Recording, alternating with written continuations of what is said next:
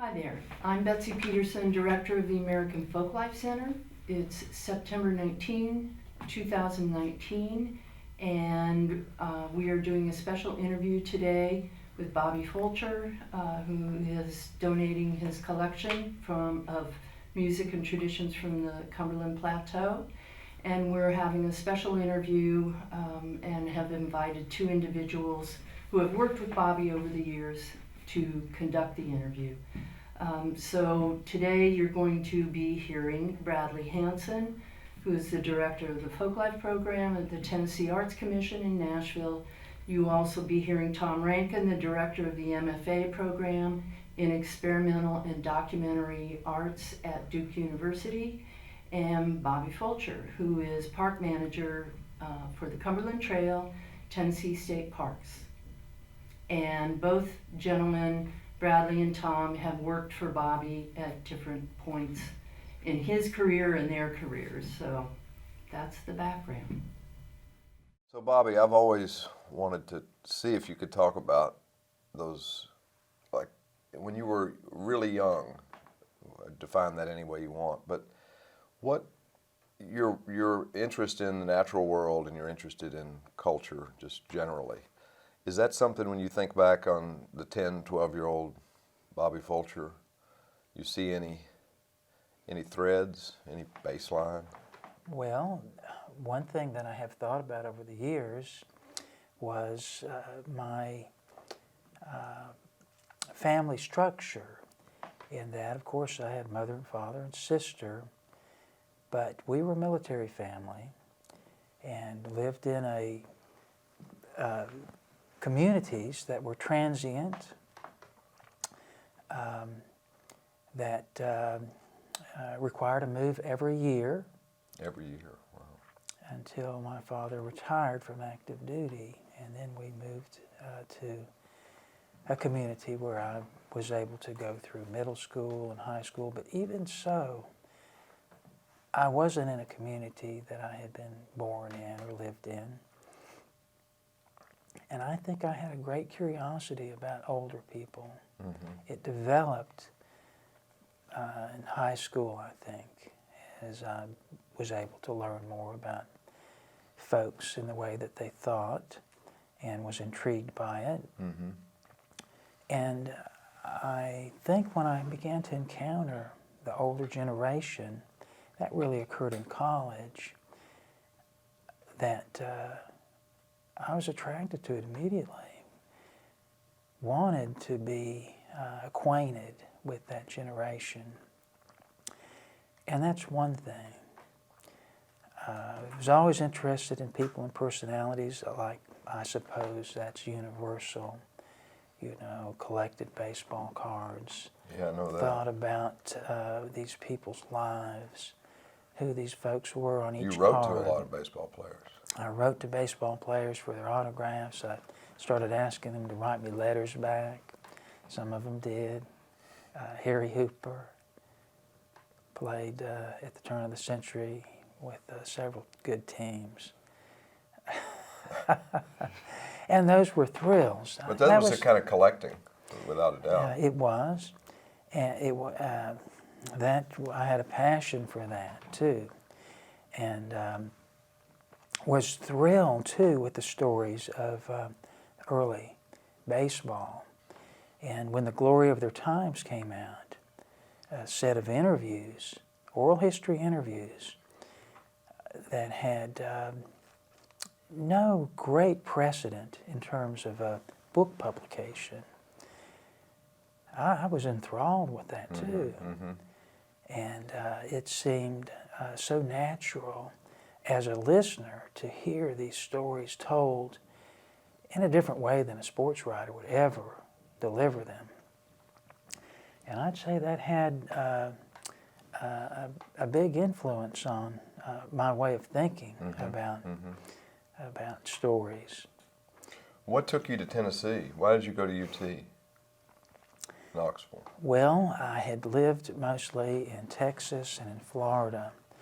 And when I was an 8th grader, my church had a church camp gathering, not well, it was actually in Lake Junaluska, and that place is ringed with little churchy sort of organizations or opportunities. Methodists. Yes, and so we went there and found the mountains to be beautiful, exciting, thrilling, a place of cool weather. And at that point, I wanted to go back. I had an opportunity early in high school to help organize our next church trip, and we went to the North Georgia mountains. Booked into a private camp there, got into real trouble, you know. There was damage to the facility. There were other things that were inappropriate activities. We won't get into that. And I was not involved with any of it, I'm sure. you know. And but again, those were the viewpoints that I had on the southern mountains. And when it came time to look at colleges, my mother, who was very conservative with her money, even though she, you know, never had a big job or anything like that, but she wanted to give my sister and me as what education we wanted. And I wanted to go to school in the mountains, southern mountains. And I looked at several, but the one that was closest to the mountains with the biggest library and the cheapest was the University of Tennessee. Is that right? Those were the three things I was looking for. Wow. Yeah. Were you playing guitar in high school, or did that start in college and around Jubilee Community Arts? My parents bought a Kent guitar for me, $12 guitar, when I was about 12, and they arranged for me to have guitar lessons from this fellow who was in a well-known youth rock and roll band. I was very interested in being able to follow up with this guy, and I took lessons from him for quite a while, but all that he taught me were jazz that his father was playing on the early morning shows. This guy's father was there, you know, with the little morning band and On the television station. on the television station, and I wasn't really into that, but I mean, I can play, you know, D13, flat 7, flat 5 chords, you know, real easily now. Wow. But I'd never learned to rock. Not really. Not really. And I don't know why that was, but it put a block in my playing by having this Mr. Weaver. He didn't want to give away the good stuff. But you found the good stuff. Later, you started taking lessons in college again, is that right? I went to take lessons, you know. I did very early on. I saw a poster on the halls, in the Student Visitor Center, offering lessons at an institution. I didn't really know what it was, but it was in the Fort Sanders community. And so I showed up to take my guitar lesson. John Sundell was teaching the lessons and trying to earn a little extra money. And he was there part of this sort of social experiment, you know, that was being funded, I think in part by a Methodist initiative for social justice and social action that was a bit of an experiment based there in Fort Sanders. And he was the music director for that initiative. And while I wanted to try to learn some of Dylan's licks, you know, better than I had been able to imitate them on my own. Very poor imitation that I had, except verbally, you know. I think I had that all right. But I was I listened to him give a banjo lesson, his clawhammer banjo. I loved it. I never heard it before that I knew of, and so we went over some Carter family licks. My first guitar lesson. I asked him about banjo lessons, and he encouraged me to get a banjo, and so we ordered one from Manny's of New York. This Baldwin that I still play. That's what came, and it came with a case, but it was a long neck banjo case. You know, something that they had in surplus, so they were kind of dumping this case on me, banjo, and but I used that case until it finally just broke down, and the extra length of it. I put clothing in there sometimes, you know, whatever I needed to carry. Did you know the Carter family music before those? A bit, not much, but just a bit. Now, as soon as I fell into that community of people, I expanded my universe when it came to that very, very quickly. I started going to their the weekly square dances that were held there, to the concerts that would come through, and Anne Romaine would bring people through there. Bud Garrett came through. That's the first place that I saw Bud. And Robert Lockwood Jr., people like that of tremendous quality. This is like 74 or 5? Yes, even earlier, maybe 73. 72 was, you know, a year I was very much involved. Just from my entry into the University of Tennessee was connected to that institution. And what are you studying at the time? Forestry, and that's essentially what I studied. Right. That was my degree. I was able to study, of course, many other things that you would get in a liberal education on my own and as requirements, but I was able to do, the honors program allows you, you know, to do any project that you could have approved by a faculty member, and I enjoyed that very much. I did one in religious studies and read, you know, the 5 or 6 principal holy books of the different religious faiths, the Buddhist texts, etc. The Book of Mormon, put that in there, the Bible, etc., the Quran, and would meet to discuss those things. And that also, you know, I've used that experience also through my, you know, I guess my whole life to do that. I was very interested in that in high school as well, but this was an opportunity to have a more academic exercise in discussing other cultures and religion.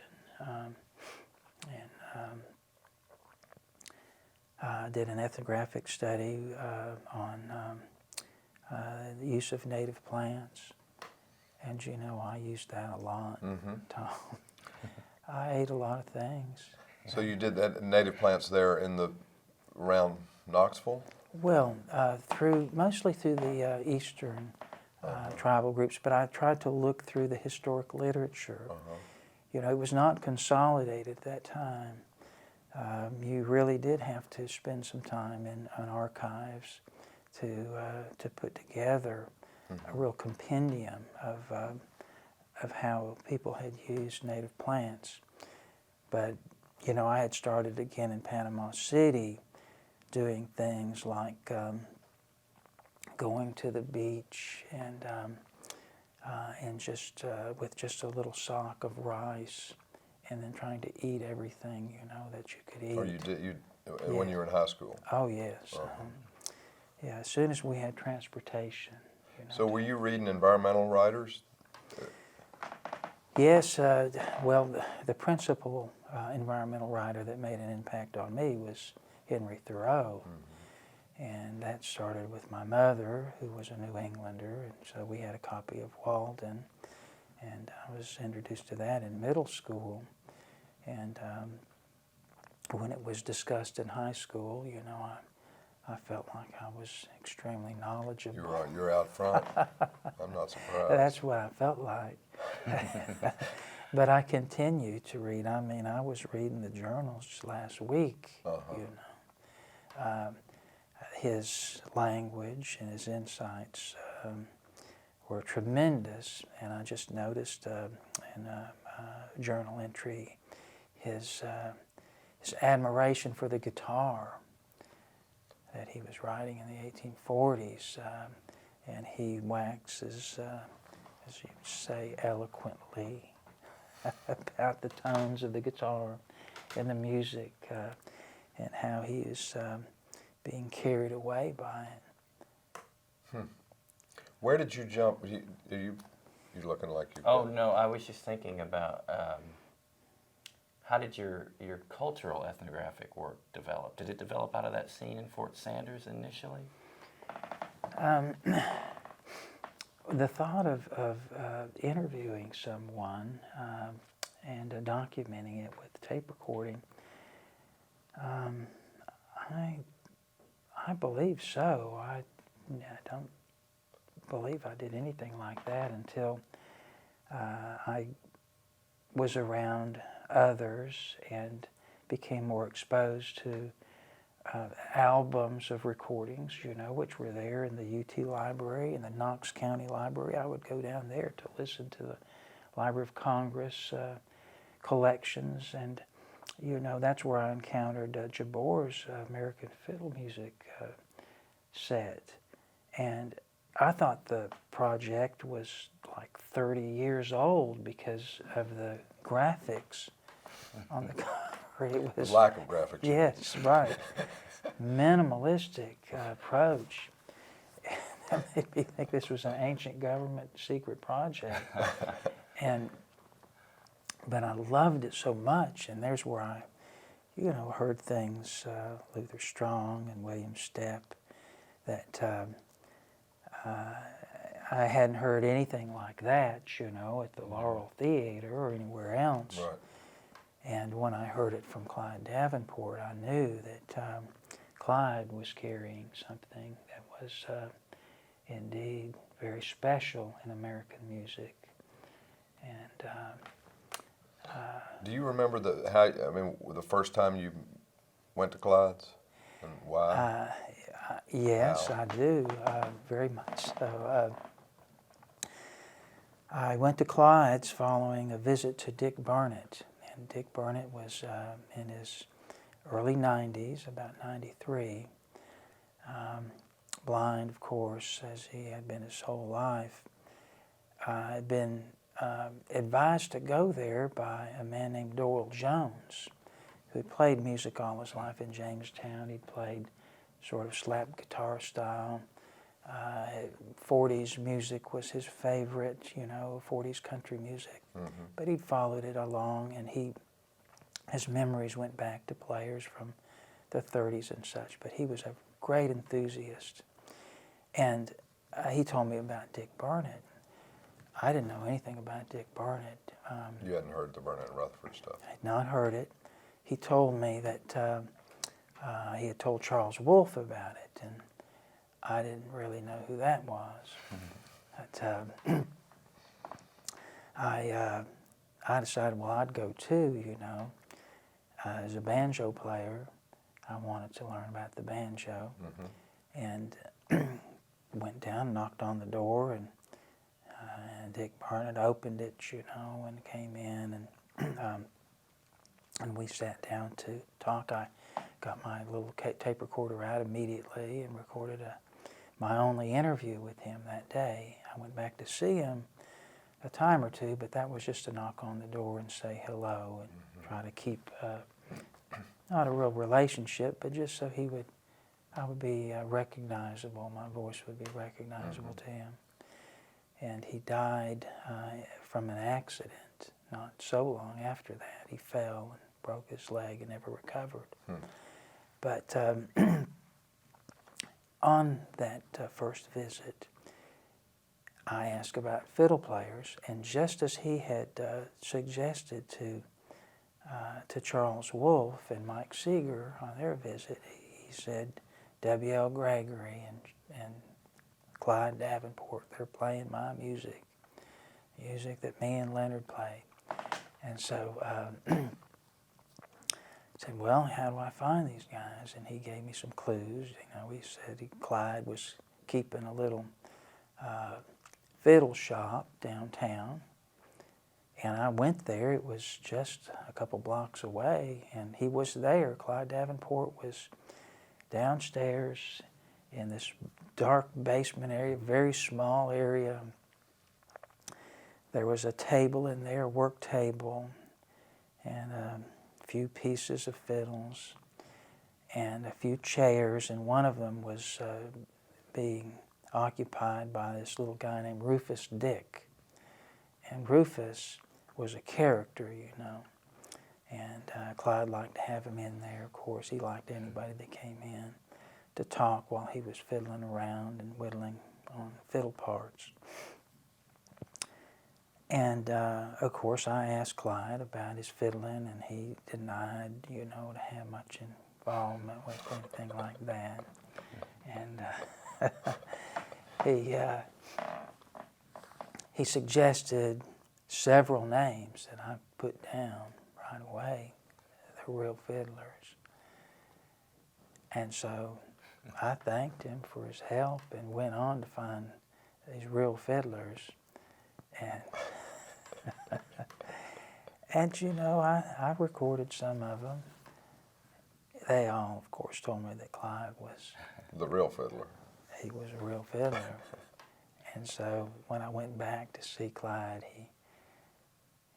that was, a few weeks later, he just gave his little laugh, that self-satisfied laugh. Clyde often would say things to people for his own satisfaction. He didn't care if anybody else ever got it. He needed to satisfy his own needs, Were you setting off on these visits already from Pickett State Park? Were you working there then? Yes, and I was working that summer. Still in college, but it was a summer job. Well, no, that summer job, I had graduated from college, and then spent the next year substitute teaching and working at a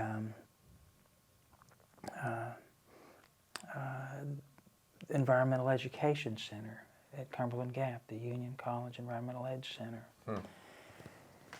And, I got into some good stuff from there. But I continued to use what time I had to go back up to Fentress County and record these folks. D. Hicks and Clyde Davenport in particular, that seemed to have an endless body of music in them. And it was at the end of that term,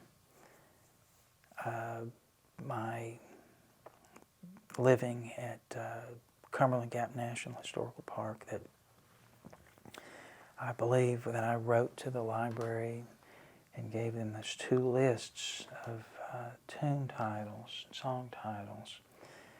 And it turned out those lists, of course, were very incomplete. Right. But they were early enough in the program, the new program by the library to loan equipment, that although I didn't know that, my request was number 3 or 4. So I was told, I think it's Joe Hickerson that looked that up. And that was very fortunate for me because, of course, I had no credentials, no real association. And early on, though, I found a way to loan this equipment to me, provided that I had sponsorship and a guarantee from an institution for the equipment. And what its institution value. were you using for that then? Well, I was at Union College Environmental Education Center. Okay. And so I contacted the college and asked if they would sponsor me and take responsibility for this equipment. They said they would, provided I provided to them full responsibility, my personal responsibility for the equipment. Mm-hmm. And I did that. I'm not sure how. Maybe I gave them my mother's Social Security number. But they loaned me the equipment, you know, and that was... And those are the tapes that are now here. Yes. Many of those. Right, right. How did you know, or when did you develop the ability to draw these tunes out, or start thinking like a collector, like a folklorist? Were you just self-taught in that way, or did you start to think about it systematically? Well, I don't know. I guess with D. Hicks, I was able to work somewhat systematically eventually, not for this first set of recordings. They were so full of music that it was just a matter of time. And prompting Clyde to play certain tunes, that didn't happen very much.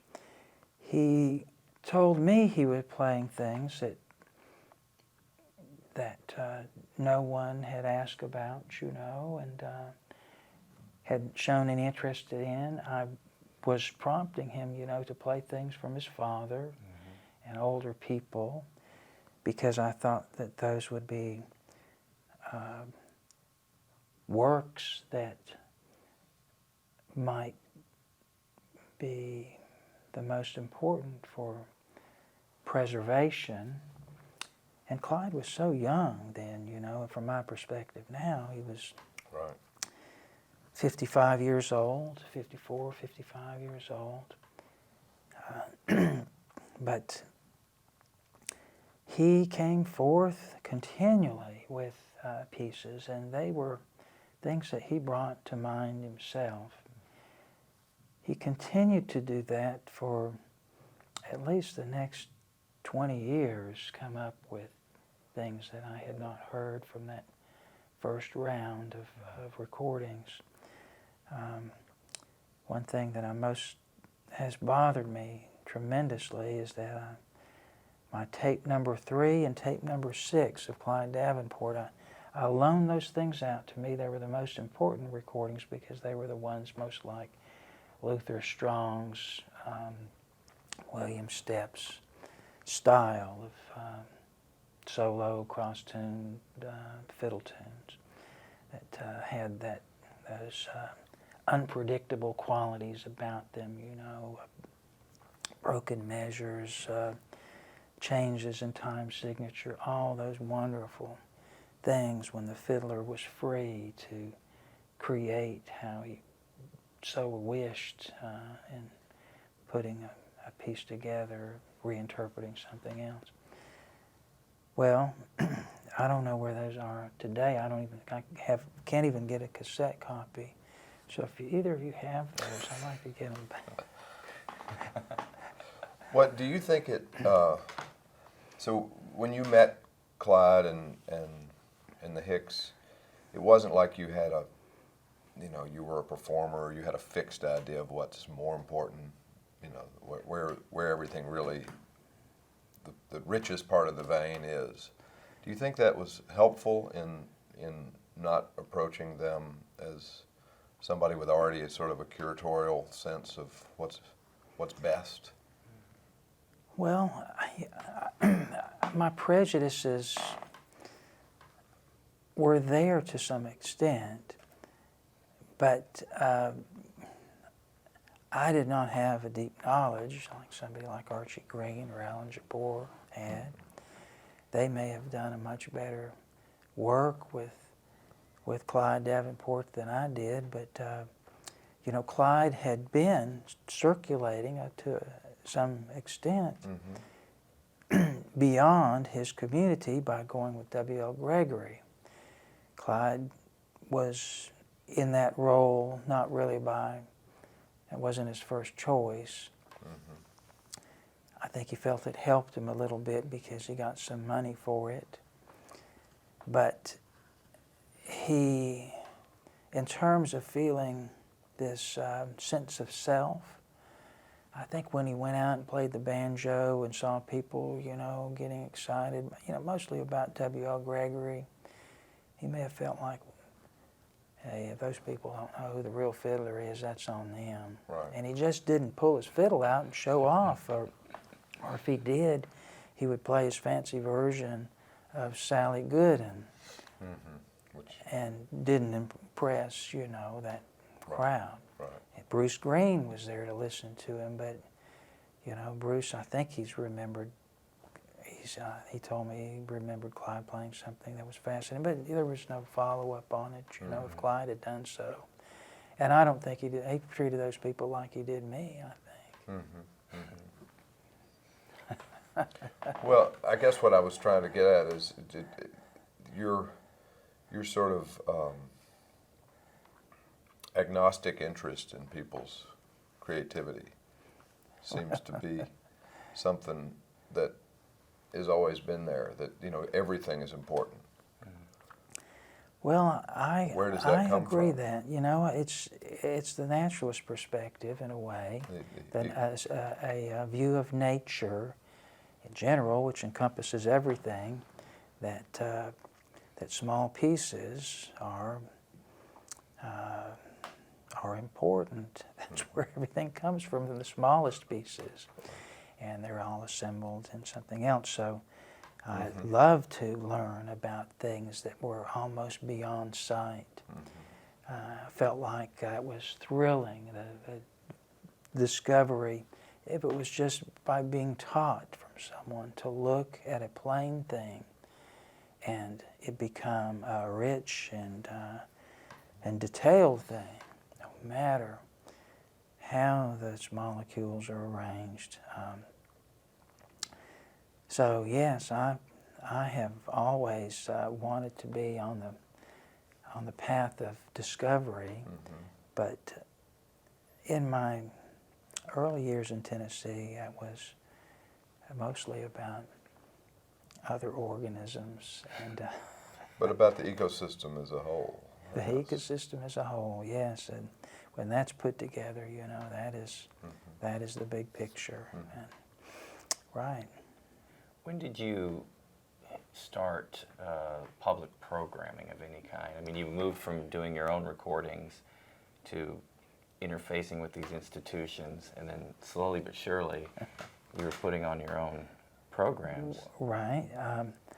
I never felt like I should try to become a big performer. You know, I didn't want to be the one that was standing up there and I'm going to give you a banjo tune here that came from Clyde Davenport. I have done those sort of things, but I've never felt terribly comfortable about that. What I love is listening to the man or sitting next to the man or woman that is who has brought this piece forward, these beautiful things forward. So I was around musicians as soon as I got into the world of the Epworth Jubilee Center and played with them and had my real opportunities to present musicians and to present the music again through my own interpretation through Tennessee State Parks. And my first summer of working at Pickett State Park as a seasonal naturalist, I introduced my first slide program at the Visitor Center by first playing a couple banjo tunes. in the first week of living in Fentress County. And by the next week, when I did the same thing, word had gotten out, and there were a couple people who had come to hear this boy playing the banjo the whole way. And very quickly, they told me, I asked them, about other folks, and they told me and became the first guidance that I had to go into the communities and meet people that I needed to meet. I had learned my first experience of being part of a field recording was with this good friend of mine. We actually became roommates for a short time, but he worked for the National Park Service. His name was Nat Kirkendall, and he played the banjo, and he worked in Cades Cove, and he and a couple other folks started Old Timers Day in Cades Cove. And I went there, one of the very first ones. I don't think it was the first one, but it must have been the second one that they ever did, I believe. And the premise was just that they put the word out for musicians to show up, play music all day. No one's going to run you off. And, well, Jimmy McCarroll was there. Charlie Acuff was there. Lou Wilson was there with her brother. That's where I saw those people for the first time. And I didn't really know who they were, but now I was there with my banjo and got to stand sort of in the circle around them and play a bit, and never forgot them. Had my little tape recorder. I've got recordings of very sketchy quality. Of those sessions. Right, those afternoons. wow. Old Timers Day in Cades Cove. Jimmy McCarroll. Wow. Laughing, launching into tunes that never have been recorded anywhere else that I know of, except some other people that might have been standing there with their crummy tape recorders. Oh man! So all that was exciting, and again gave me a sense that you could do such a thing. But he took me to one of his friends' homes one evening. He said, "I'm going to go see Commodore Tipton and record him. Do you want to go?" And I did. Commodore Tipton played old-time banjo. He lived in a school bus in Townsend. And I was mentioning this, I don't know, I guess it fits the stereotype or something, but I was impressed because his only vehicle was a moon buggy, which had been converted, from a dune buggy, and was from Pigeon Forge. They had a sale on their equipment, I guess some venue did. And so, he was living a sort of a marginal life, you might say. Didn't have a lot of material possessions, clearly. And I knew a little bit about that. Had been going up and had never knocked on somebody's door. I was with Nat, but old Commodore Tipton was just a charitable, beautiful man, welcoming, had a big time, wanted us to be there. That was a great experience. And how many times have you heard, and I've heard, people say, well, you can't just go in there and they'll shoot you, they'll kill you, they don't want you. Boy, I didn't run into that many times.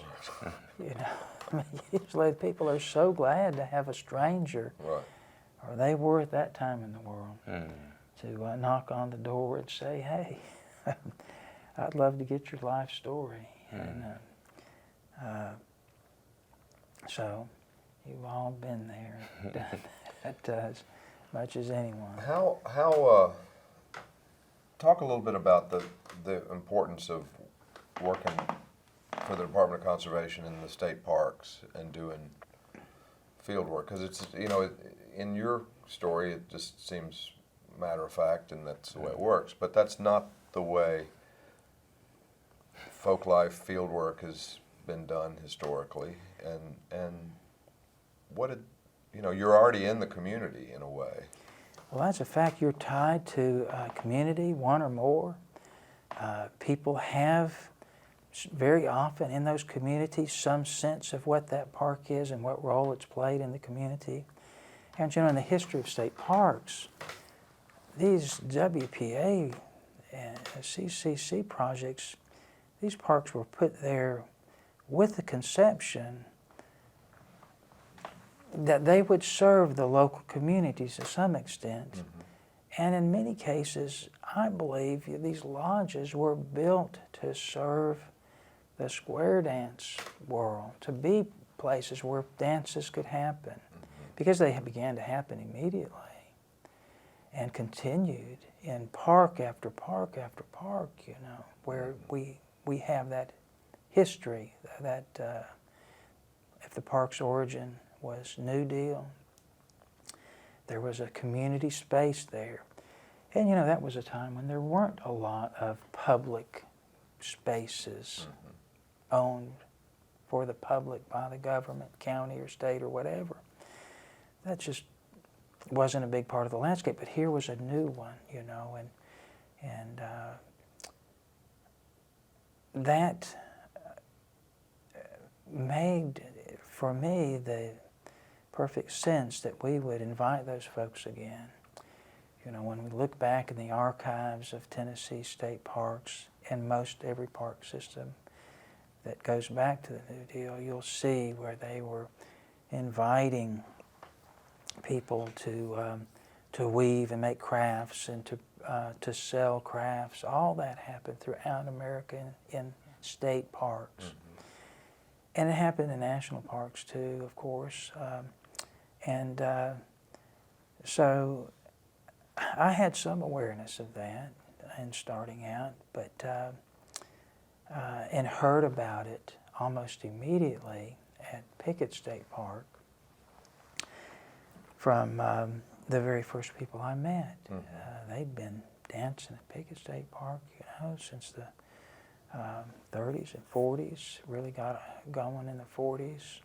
And so it felt like the right thing to do, and when I very soon had a regional role in state parks, began to learn more about those park systems and seeing, yes, that they have historically invited that part of the community in. And then the Tennessee State Parks Folklife Project gave me an opportunity at the same time that you guys were learning. You know, you were teaching me about what you were finding throughout the entire system in West Tennessee and East Tennessee and Middle Tennessee, to get a much greater understanding and confidence that we were doing the right thing. Mm-hmm. And I don't know about your experience entirely, but didn't you find people feeling some comfort level with their parks? Yeah, yeah. Now, you were in West Tennessee where there was, you know, some maybe more severe segregation, right. And parks were segregated. Mm-hmm. So you may have encountered, because you worked a lot in the African American right. community, some sense of separation from the park system. Mm-hmm. But is that true? Yeah, although I think what the opportunity it provided, at least when I was working there, was to say we're going to have a program that's around African American gospel singing, and we had it, and it may have advanced the notion that this is a public space. But yeah, it's true that, I mean, at Reelfoot Lake there were black fishermen and white fishermen, but most of the music that might have gone on would have been white. Right. But you had stuck folklorists there to change that in some. I mean, it always felt, and I guess this is a question, did you realize how much the Tennessee State Folklife Project would educate the parks in the importance and need to be committed to culture? I think there are some good examples of it, and there are many instances where the education didn't stick. Government often creates unstable workforce because things are managed politically and change administration to administration. And so there is some transience, and that makes it harder to establish an institutional culture. And so I think much of what was done by you guys stuck and has left our park system with continued opportunities to give local people a chance to express themselves through their art or through their traditional knowledge of any sort. And there are some parks where the work that was done, I'd say, is unknown. And this opportunity that we always have an opportunity to try to do, to get it done and to institutionalize what we've done and to make it strong enough so that it is taken up as understood to be part of our mission. I'm not sure how that'll turn out, but I'm still trying, and what you guys have done is there. It's getting a little more attention now from the State Library and Archive. Can you describe the project a little more? Because it's fascinating. I mean, even how challenging it was to get it off the ground. The behind-the-scenes part of creating a public folk life project in the park system then, and what years did it run, and how did it kind of evolve? Well, you know, what I did at Pickett State Park wasn't difficult. All I did was imitate, really, my friend's premise of let folks know to show up one day and play their music, and we've done that ever since. It still works that way. It still works that way. It's still the biggest day of the year for the park. The new park rangers, whether they like it or not, the musicians are coming. And that is true in many of the parks where we've had work done by, great folklorists like you guys. And the Louie Bluey's an example, that you guys participated in, and work that you made is stuck there. That is still an amazing event, the biggest one and the only one of its kind, for any of the surrounding counties. That's remarkable. Well, so, what was your question? Oh, just to get on the tape, kind of your description of that program. Oh, the process. Well, I would say this. After I received this equipment loan from the Library of Congress, I got on the list somehow to be invited to participate in the Blue Ridge Music Fieldwork Initiative, Blue Ridge Music, or Blue Ridge Folklife Survey. Well, I think it would be the right name. And I was so glad for that. I found there a model for a very broad survey. Now, this was a little bit different than what we did, but essentially a bunch of folklorists from around the country gathered up with a set of forms that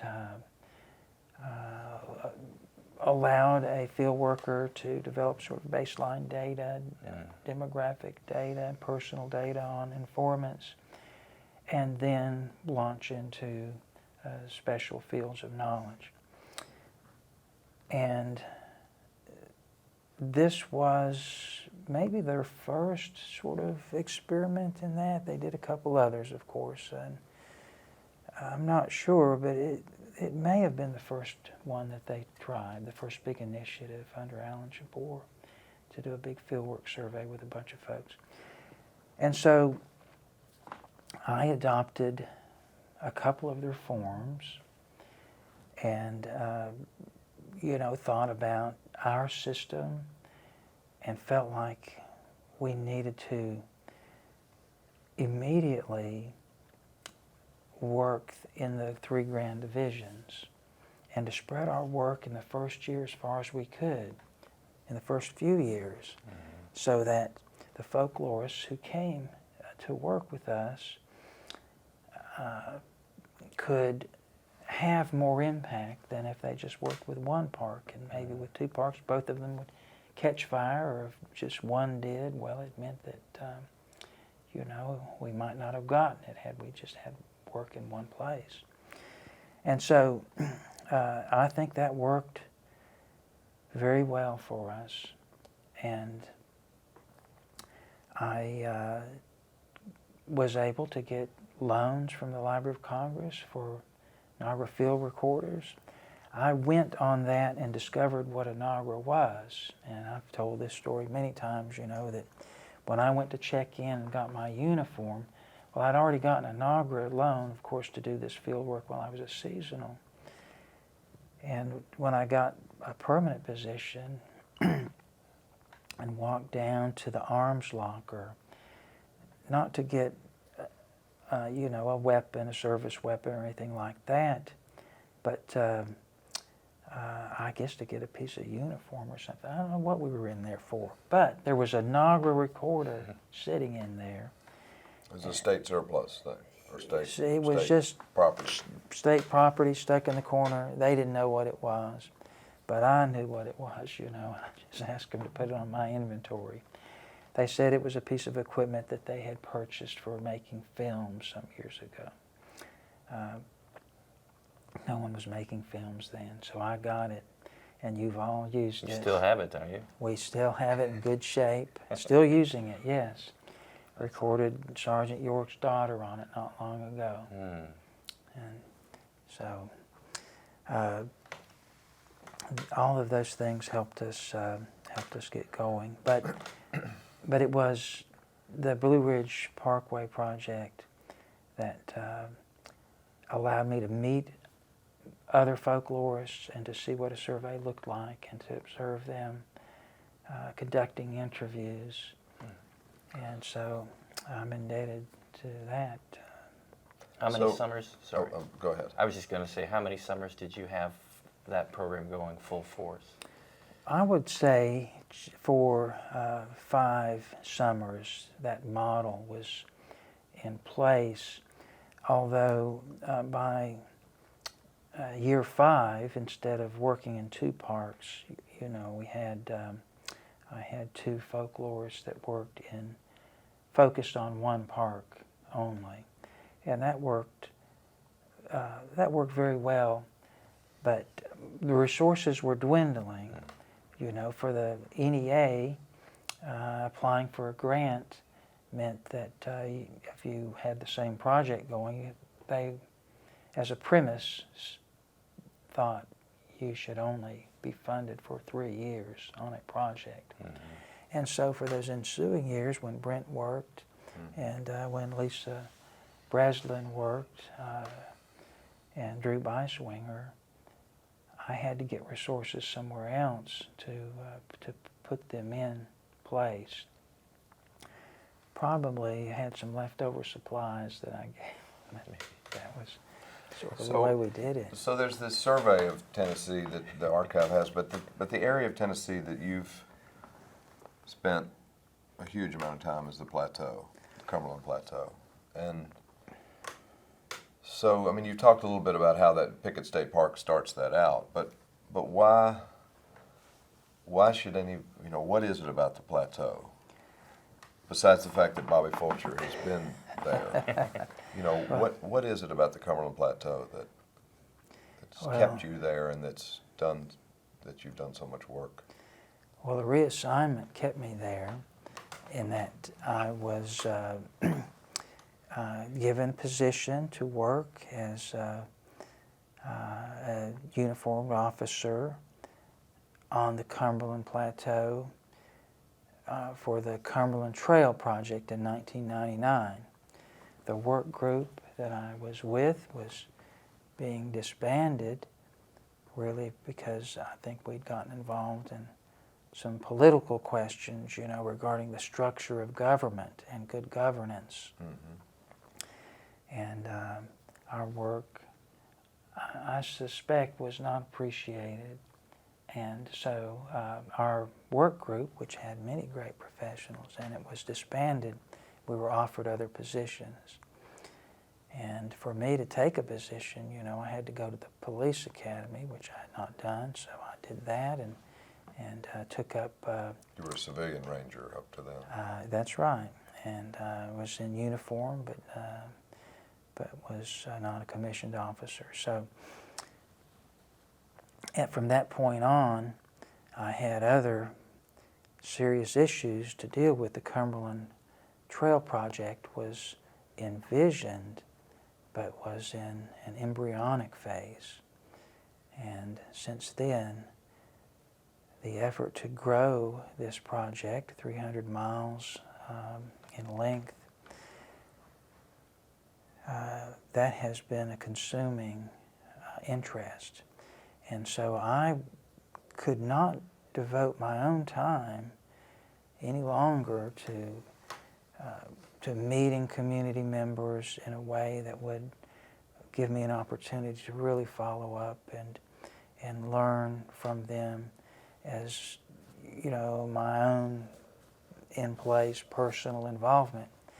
But as with the Tennessee State Park's Folklife project, I felt like we could surely get the resources to put other people in place. And this was a perfect way to hammer into the premise that our institution must be devoted to cultural conservation with the parameters that include the documentation and presentation of traditional knowledge and traditional arts.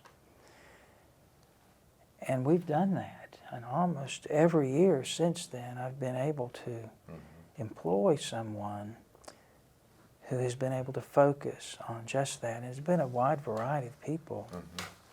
Rachel Boyo, who came from your program, was not an ethnographer, but she was a documentarian with extraordinary skills and devotion to it, and she has followed up with very important projects that have gone much deeper with some, family members and places than anyone has ever been, from all the years that we've been working in the regions where she worked as well. So our work on the Cumberland Trail has always included that aspect of meeting people and being certain that we protected some of their knowledge and got hold of their voice. And we've also tried to present to our visitors, our partners, and our communities those traditional voices too, and arts. And that would be through small programs, sometimes for our volunteers who may be coming from Maine, or they may be coming right out of the communities where we're working. And so I felt very comfortable, and I'm very proud that the Cumberland Trail is evolving that way. And as far as having faith in the future, that this work means something, it will never, in my opinion, it will never take hold of completely. We'll never have an identity that's entirely merged of the trail and the local voice, because I don't think that is going to be the thing that strikes many of our users. And I see many of them who come with their heads down, who we haven't found a way to reach them yet. Now, if someone comes to the Museum of Appalachia or some cultural institution, Right. They're there for that purpose, and they get to reach every one of their constituents, every one of their customers, or however you would term it. And I hope that we can find more ways, whether that's through podcasts or small bits that travelers and hikers can use as they use media to orient themselves to this big trail, Find their way.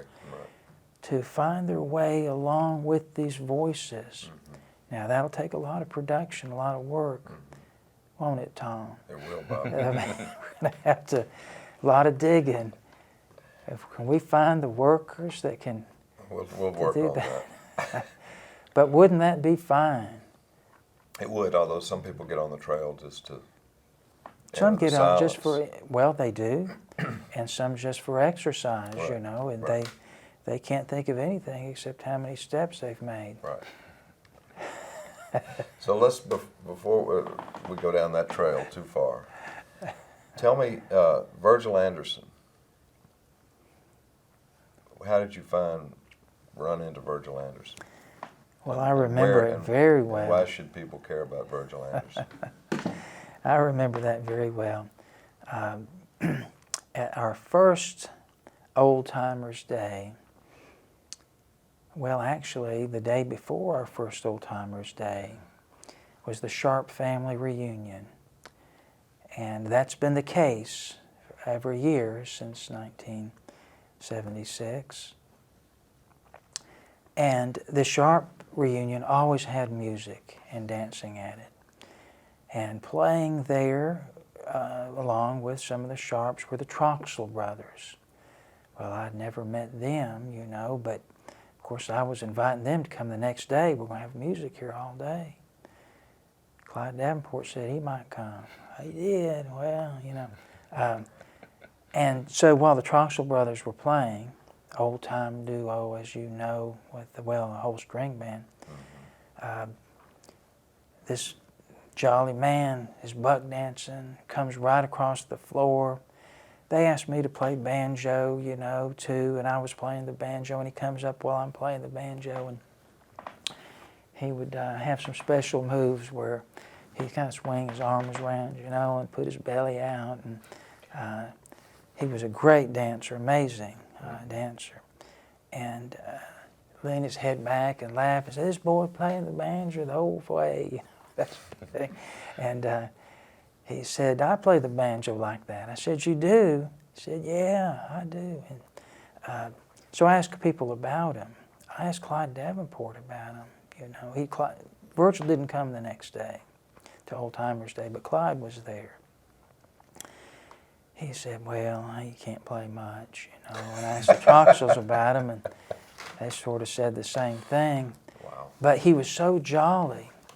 I thought, well, I bet he knows some really cool verses to old tunes. If he can't play much, that's all right, but he might have some lyrics that would be very clever. And so I followed directions to his home and crossed the bridge, went there with my recorder, and he started playing, and I, of course, had never seen anything like it. Yeah. I didn't know, I knew what to make of it in terms of the power of his music and his personality, but I sure couldn't figure out exactly Where what it he came was from. doing, Right, right. And he very early began to talk about the Bertram boys. They're from Pall Mall. Their family actually lived right next door to the York family. I think their properties may have joined. But his love for the Bertrams, for Cooge, he expressed that his whole life, as long as he lived. And Cooch Bertram being an African-American fiddle player that was widely admired and thought of as a real influence on Leonard Rutherford, and he was a great influence on Virgil.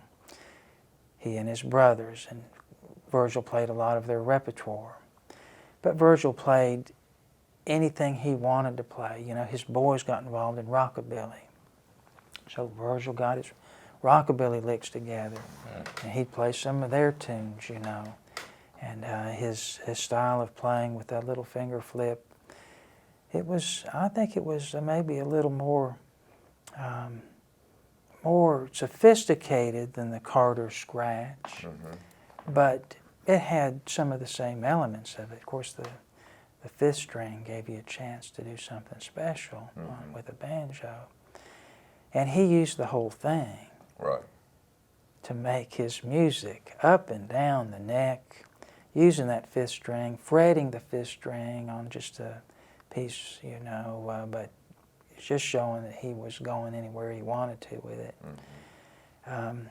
and doing things that other people didn't. Now, I think there were probably banjo players like that scattered around that just died out. Of course, our opportunity to know anything about them except by reputation. But Virgil certainly, as far as the banjoist living into the late 20th century, had some qualities of excellence and creativity and individuality that make him stand out as one of the most remarkable banjo players that I think we know about in traditional music. He certainly earned his own individual place. And I wish we knew more about some of those, you know, where we only have a few examples of their music, who clearly were extraordinary and beautifully skilled. But I have many of Virgil doing things that sometimes that are just so simple and rhythmic and driving. He plays this tune, well, a little chant song that I think he would attribute to being the kind of thing that was played there at the stave camps, where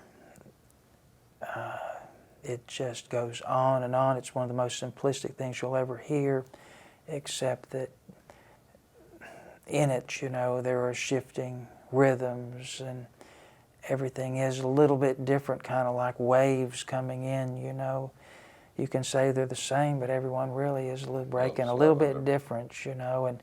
But that kind of incessant background and singing this chant, and meanwhile he's starting to talk through the whole process of a crap game, you know, and absolutely, Billy, it's like he's there, you know, all the little chants, you know, for throwing the craps. And I've never heard another piece like it recorded American folk music. Very cool. Yeah. You got to work with quite a few African American musicians of that same generation who had quite different experiences. Oh, I wish that's one of my biggest regrets, that, you know, I didn't devote more time during their lives to them. And you know, I'm ashamed of it. And with other musicians too, I think, you know, how could it be that I was breathing and not heading back to their home with a tape recorder? How is that possible? What could have kept me from doing that, other than selfishness and distraction, evil distraction? Well, on the other hand, I mean, my recollection of Bobby, of you, I'll use you, in those, is that you never stopped. Wow. So how do you see, I mean, I think that's true, that the relentless kind of programming, you know, ecological concern for the job, the cultural, the desire to play some music, to return to people, to check on, you know, Burnett, see if he's all right, to check on Clyde, to take Clyde. I mean, how does the energy and the commitment of time, unbelievable. And Well, how do you see that? it's not unbelievable to you guys. You live in that life, you know. I mean, why would you do anything different? What's on TV? You know, that's a life of excitement, thrills, and love, because, you know, we really do get to love these people, and they love you back, and who doesn't want to be bound in the arms of love? And, you know, some folks that you meet and work with, obviously that connection doesn't get there. It may be fascinating and wondrous, but, you know, it still can be very important. Mm-hmm. Now, in the case of the African-American musicians, you know, Cooge Bertram was a long way away. He was in Indianapolis. Mm. And I told folks up there about him, and no one else ever went. So there's just the one interview. Mm. I always felt like the opportunity was there. Mm-hmm. And there were good folks at IU that could have gotten even more of the story. Cooge would have talked for days and days, and every bit of it would have been fascinating. I think of Shell Coffey, I did visit him several times, but why not 15 times, you know? He told things that people were able to record more of that you'd hear in the slave narratives in the work of the 1930s. Well, he was telling the same kind of creation tales. His parents had both been born in slavery. He told things that were absolutely so deeply rooted with this reserve, with such intelligence and dignity,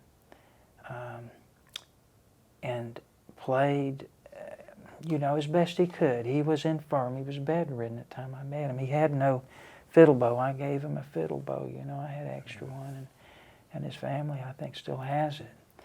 And years later, I was at, you know, a mini mart there in Monticello, and there was a young African-American girl, and I was just this sort of stupid, you know, as she finished her work at the counter, I said, you know, I'm sorry to bother you, but I haven't been in Wayne County in years, and I wanted to ask if you could help me with a family here. I once knew Shell Coffey, who was an African-American man. He played the fiddle and banjo, and said, yes, that was my great-grandfather. You know? And I said, well, you know, I recorded him. He said, you did? She said, I just wrote my senior paper on your tapes. So, Wow. you know, I was so glad I got those tapes back to the family.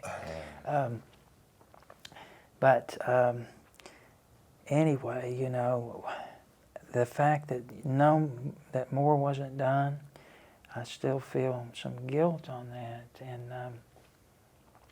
And his cousin, Charlie Buster, lived in Lexington.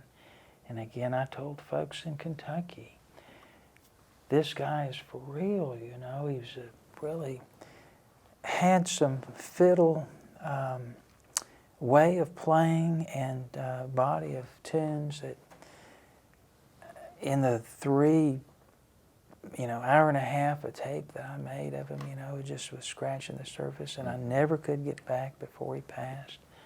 He was first cousins, all of them born 1894, Cooge, and all of them. And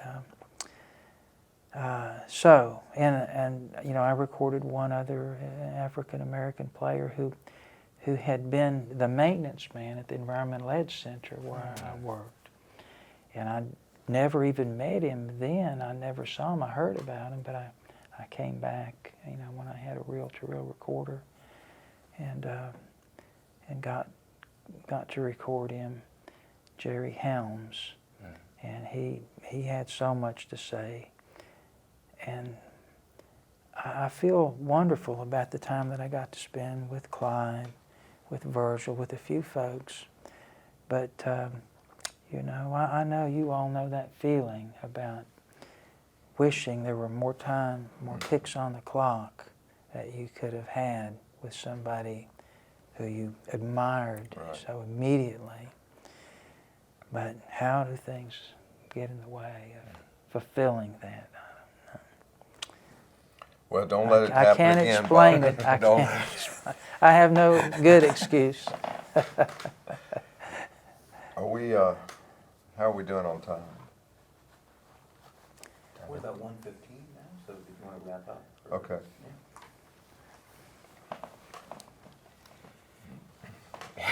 Well, I guess, I mean, that we don't have to, we never wrap up. There's never an ending.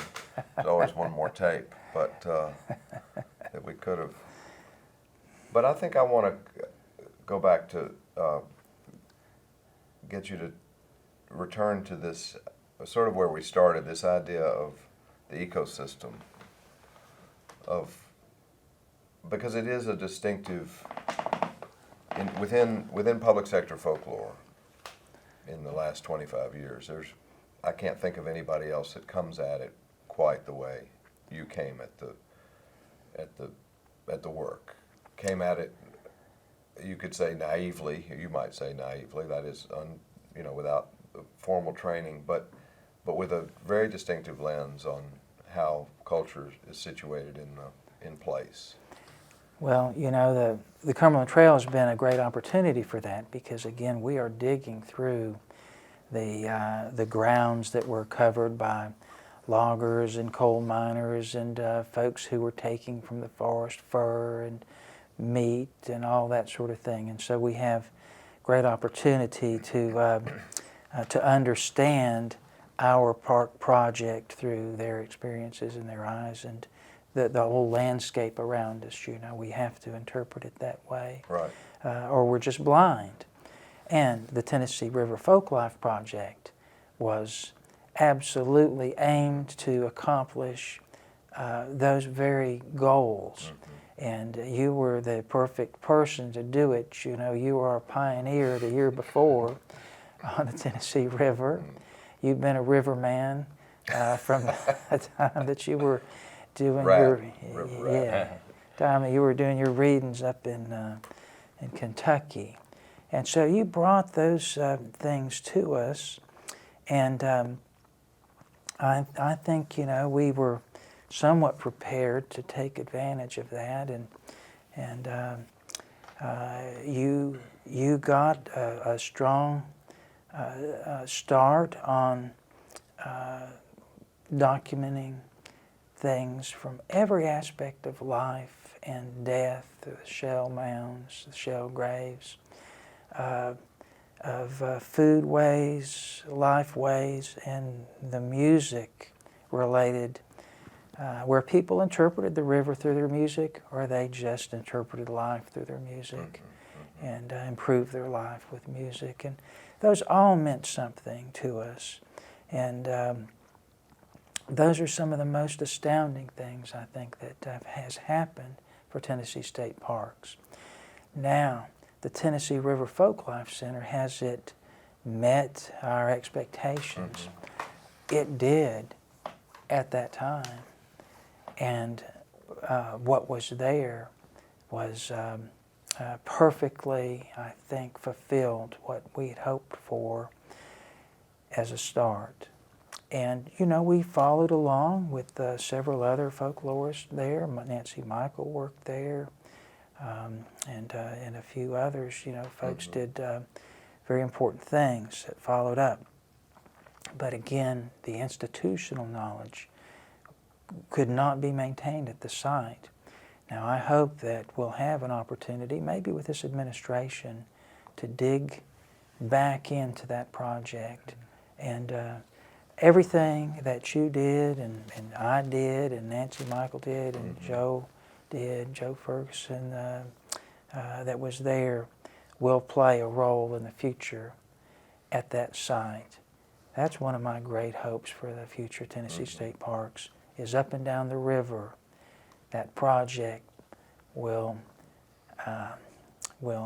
come to roost for good.